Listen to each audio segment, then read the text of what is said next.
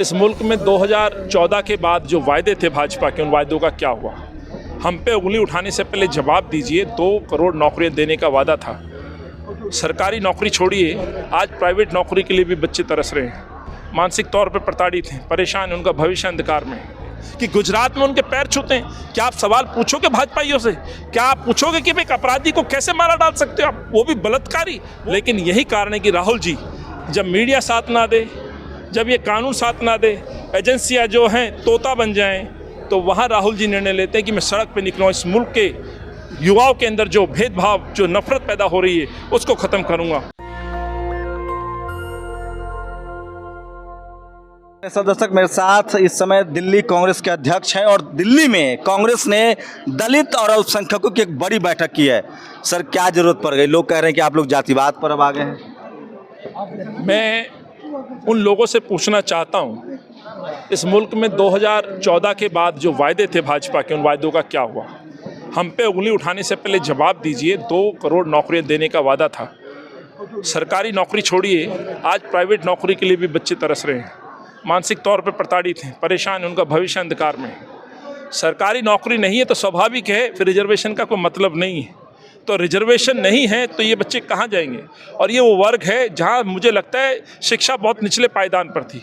आप उनको और कमज़ोर कर रहे हो। आज शिक्षा पे काम नहीं कर रहे। चाहे वो दिल्ली सरकार हो, उनका फंड जो लैप्स हो जाता है, या भारत सरकार हो, वो नौकरियाँ नहीं दे रही। दिल्ली सरकार ठेकेदारी प्रथा थोप रही है। चाहे डीटीसी की बात करो, डीसीडी के कर्मचारियों की बात करो, शिक्षकों की बात करिए, हर जगह तो प्राइवेट कर दिया। सरकारी नौकरी में रहते हुए, उदाहरण के तौर पर एक सफाई कर्मचारी पक्का है, सरकारी नौकरी में है तो लगभग 45 से 50 हज़ार रुपये मिलता है साहब। इसलिए वो मांगता है चाहे मुझे झाड़ू लगाने का काम दे दो। जब मुझ पर शिक्षा नहीं तो मेरा बच्चा ये लगा लेगा, लेकिन मेरे बच्चे का भविष्य सुरक्षित रहेगा।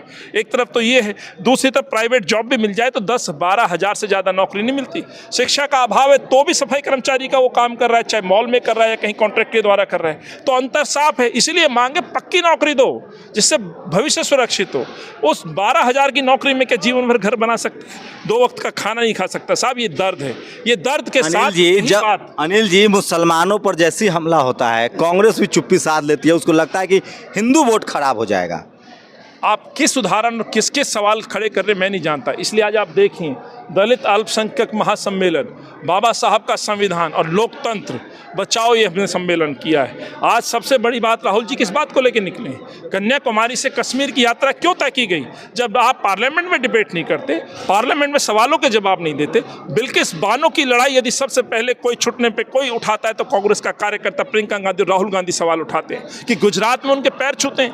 क्या आप सवाल पूछोगे भाजपाइयों से? क्या आप पूछोगे कि एक अपराधी को कैसे मारा डाल सकते हो आप, वो भी बलात्कारी? वो भी एक ऐसी मासूम बच्ची रही होगी 16 साल में जिसके साथ रेप कर दिया जाता है। वही आप देखिए, कैंट के अंदर एक दलित वाल्मीकि बच्ची के साथ रेप। हाथरस में क्या हुआ? त्रिलोकपुरी में क्या हुआ? कल्याणपुरी में क्या हुआ?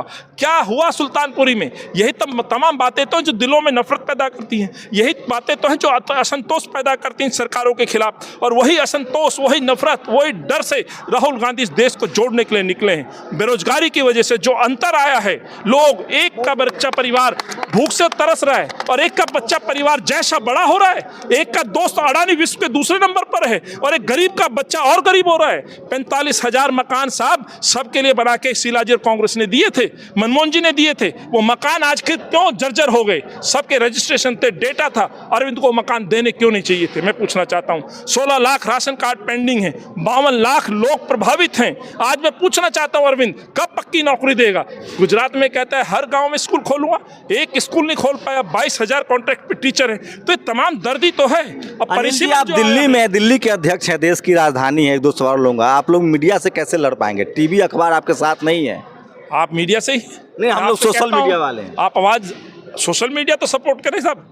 और माफ़ करिएगा, बेशक आज लोकतंत्र के इस चौथे मजबूत स्तंभ जिसको कहा जाता था, आज उसको जिस रूप से भी प्रभावित किया गया है, इन पे जो शिकंजा कसा गया है, ये कांग्रेस के समय में कभी नहीं हुआ। उनको अपना काम करने दिया जाता था, आज ना उनको अपना काम करने दिया जाता था। उसके कई रीजन है, प्रलोभन है, बहुत सारे ऐड हैं, पब्लिसिटी है।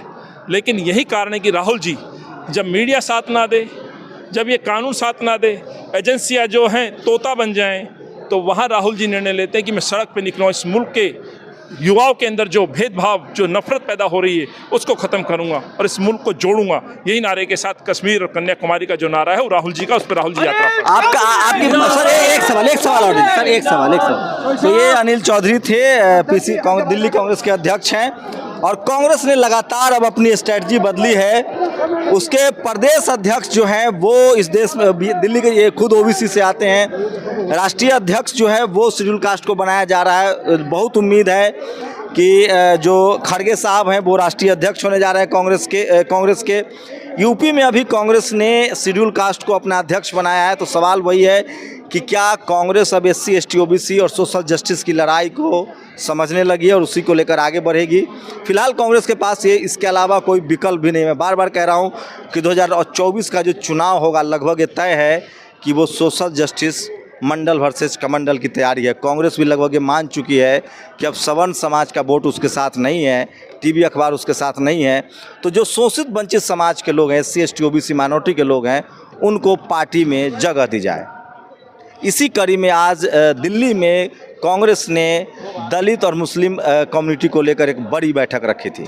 आप लोग अपनी प्रतिक्रिया जरूर दीजिए कि क्या कांग्रेस पर जो आरोप लगते हैं कि जब वो सत्ता में होती है तो सवर्ण समाज को भागीदारी देती है और जब वो सत्ता से बाहर होती है तब उसको शोषित वंचित समाज, दलित, पिछड़ा, आदिवासी, OBC, मुसलमान याद आते हैं, या सचमुच कांग्रेस अब बदल रही है और 2024 का चुनाव जो है वो मंडल वर्सेस कमंडल का होगा। कैमरा पर्सन नवीन के साथ शंभू कुमार सिंह, नेशनल दस्तक, दिल्ली। नेशनल दस्तक की आपसे गुजारिश है कि अगर इसको बचाना चाहते हैं तो नेशनल दस्तक को सब्सक्राइब करने के लिए रेड कलर के सब्सक्राइब बटन को दबाएं, फिर बेल आइकन की घंटी दबाएं। नेशनल दस्तक को बचाने के लिए बहुत ज़रूरी है कि हर खबर को शेयर करें, लाइक करें, कमेंट जरूर करें।